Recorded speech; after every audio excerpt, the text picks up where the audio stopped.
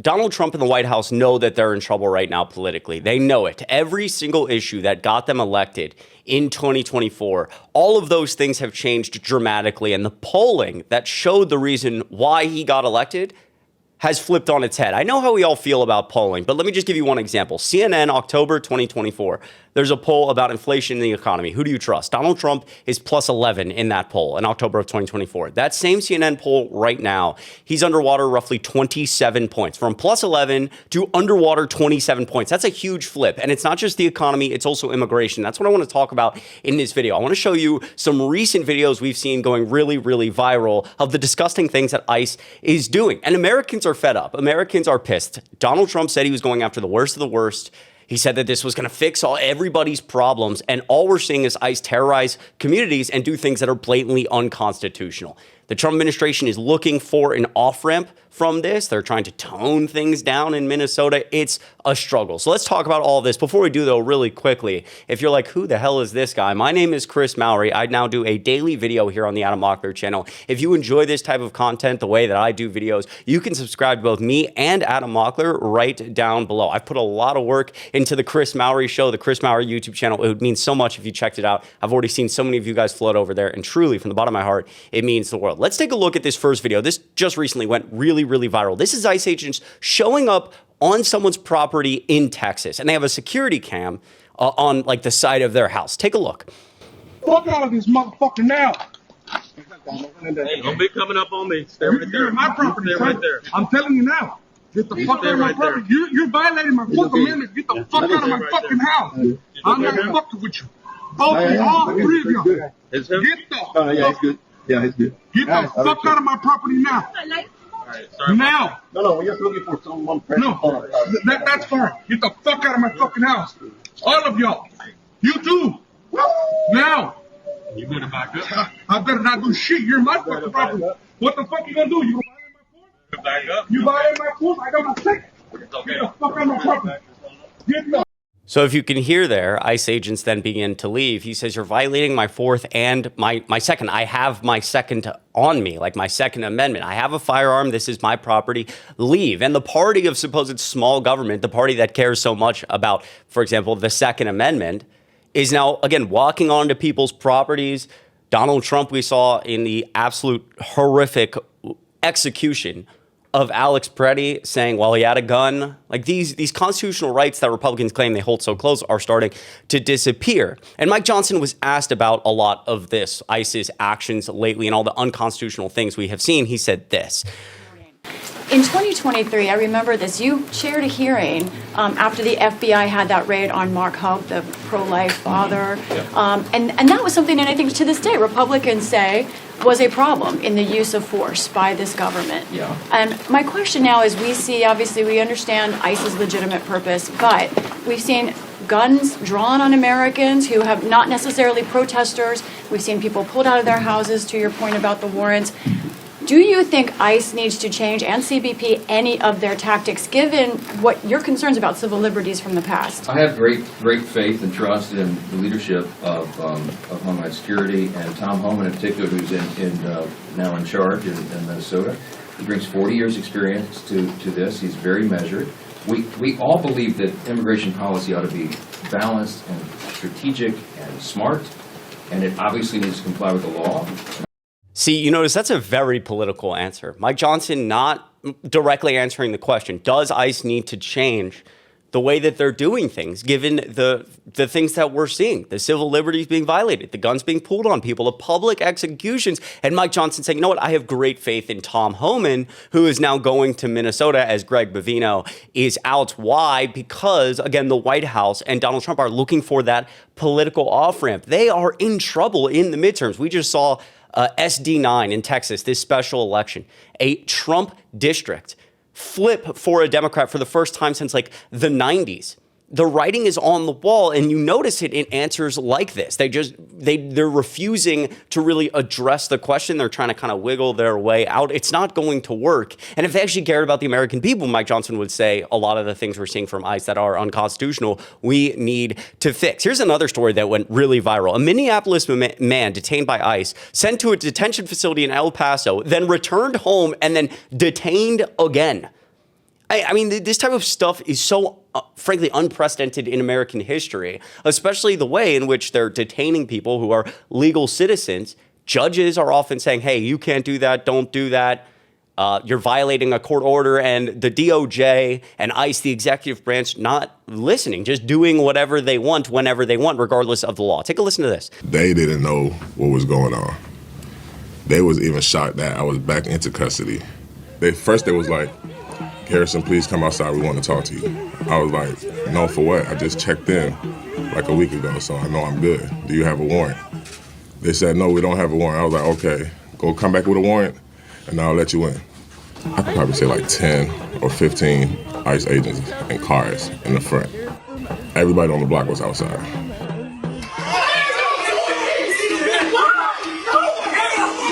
What warrant?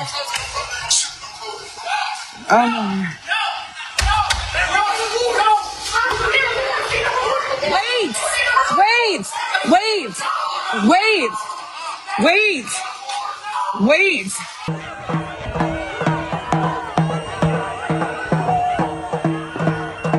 The ICE agents are weird, man. They took trophy pictures with their personal phones. One stood by me on the right side of me, one stood on the left side of me, and they went like thumbs up and took pictures with their personal phones. And I wasn't the only one they did that to. They did that to everybody, and then took me in the building to booking, pat me down, then cut the bracelet off. They actually called his cell phone, and I answered, and she's like, where's Garrison? And I'm like, huh? She's like, where's Garrison? He doesn't have his ankle monitor on. Where is he? And I was like, you took him. And she's like, I'm not even in Minnesota. So the She was department that is responsible for monitoring you all of these past 17 years didn't even know where he was. Everybody in the holding tank has shackles on. So imagine trying to walk around everybody with shackles on. You got to use the bathroom in front of everybody. Seems like the whole point was humiliation, wasn't it? Yeah. That's what I felt like.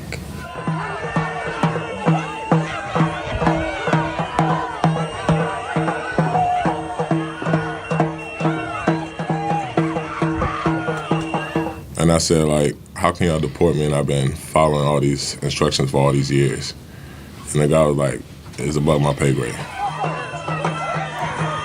So I just want to pause really quickly. If you can't read on the screen, again, in violation, or what appears in this case, again, a violation of a court order saying you cannot remove this individual, you cannot deport him. They do it anyways. Then after Gibson's attorney, as it says on the screen here, asked an agent about the violation of that court order, the agent acknowledged the error and had Gibson flown back to Minnesota. So he's been flown somewhere to be held in a detention facility against a court order. Now he's flown back. We are being run by the most, two things, incompetent and cruel people. Cruelty is the policy, and they are unbelievably incompetent.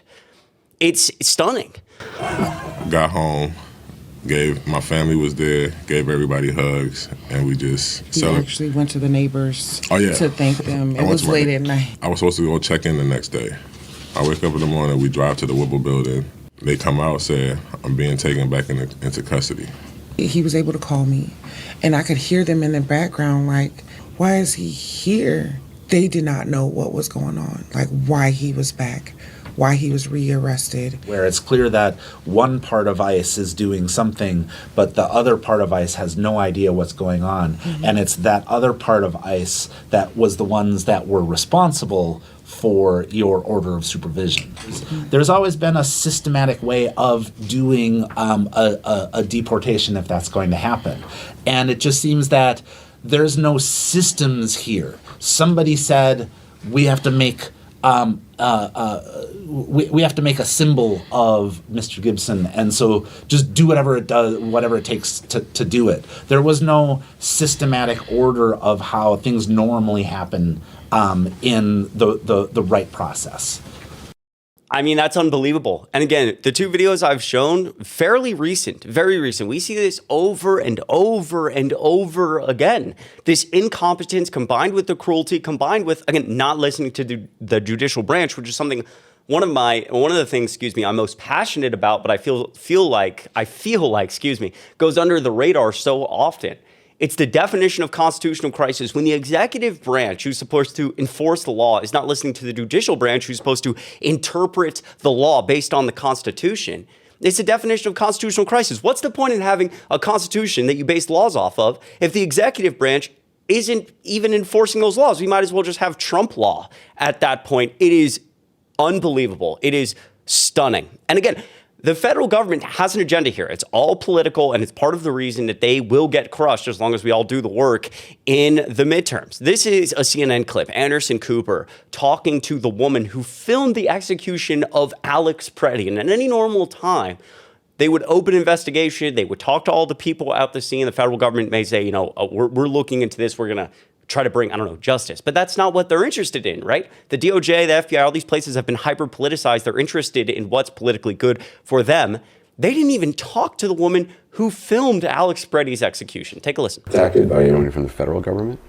FBI? No, I have Border not. Patrol, Homeland Security? I do have a legal team now who are fielding much of that, and I am no longer accessible in those ways. I talked to your attorney this morning. She said she had not received any outreach from the FBI or anybody from the federal government. I do not think they have my name yet. They don't have her name yet? That's because they don't care, right? They will defend whoever they view as on their team. This is literally it's the government, the federal government versus its own citizens. I can't believe anybody would support this, but again, it's a lot of the reason we are seeing the support dwindle and Americans saying enough is enough. I just made a video on my channel of these kind of big influencers who previously either had Trump on podcasts or were very supportive of Trump saying enough is enough. We're seeing these civil liberties violated. Now communities and states have to come together as the federal government attacks states, essentially attacks its own citizens to take precautions. So this was Mayor Brandon Johnson here in Chicago signing an executive order around keeping ICE agents accountable. These states can bring charges against ICE agents if ICE agents are doing something that is against, in violation of a state law. Unnoticed executive order is a step towards justice. This executive order will make Chicago the first city in the country to set the groundwork to prosecute ICE and Border Patrol agents for criminal misconduct. And so this is what we're gearing up for, right? These communities have to come together. And I said this on a video the other day, it is, in a weird way, the silver lining becomes seeing these communities come together to face some of these issues. States, the citizens of any given city or county coming together, having either mayors sign laws to help protect its citizens or just day-to-day in communities, in schools, in places where ICE is prevalent, those people coming together to support each other and try to keep each other safe. It's the definition of being an American. People from all these different walks of life coming together to try to take care of their communities. ICE knowing no bounds. This video going viral just the other day. Yes, brother. What? I will tell you this. You raise your voice, I raise your voice. If I raise my voice, you'll erase my... Exactly, yeah.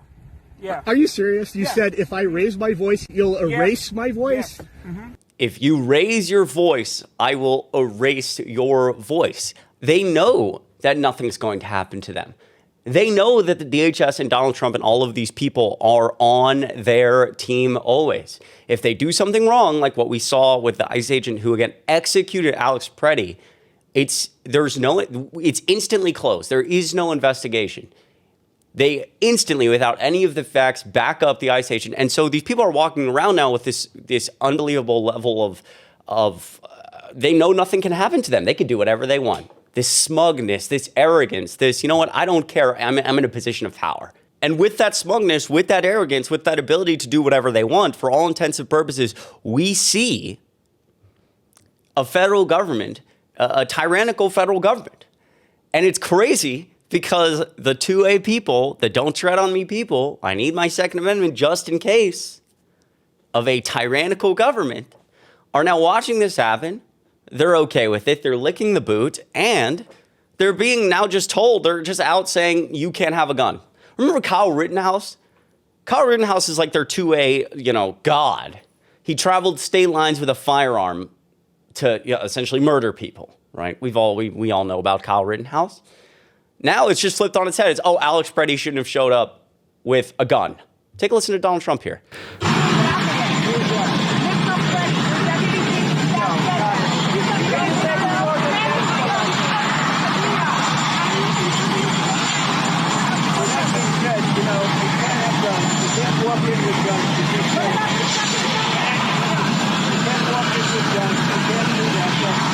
You can't have guns. You can't walk in with guns. Someone asking, what about the Second Amendment? He's saying you just can't have guns. That clip that I just played, the audio should be fixed on it a bit. You should put it on the TV and then say, as Democrats, we endorse this message. Boom. You have your ad campaign for 2026. Right? Don't tread on me, people, anywhere. Unbelievable. Listen, let me know what you think of all of this in the comments down below. It is going to take a lot of work, though. The midterms are getting closer, even though we're in a really good position right now, and Donald Trump is on his heels. Got to keep working every single day. That's a lot of the reason I make these videos, and I appreciate you guys getting the word out, sharing, going to protests with friends and family, and talking to your friends and family about this, because I know it is exhausting. Listen, stay safe out there. I appreciate you watching this video. Once again, I'm Chris Mowrey. This is my daily video here on the Adam Mockler channel. I will see you guys tomorrow.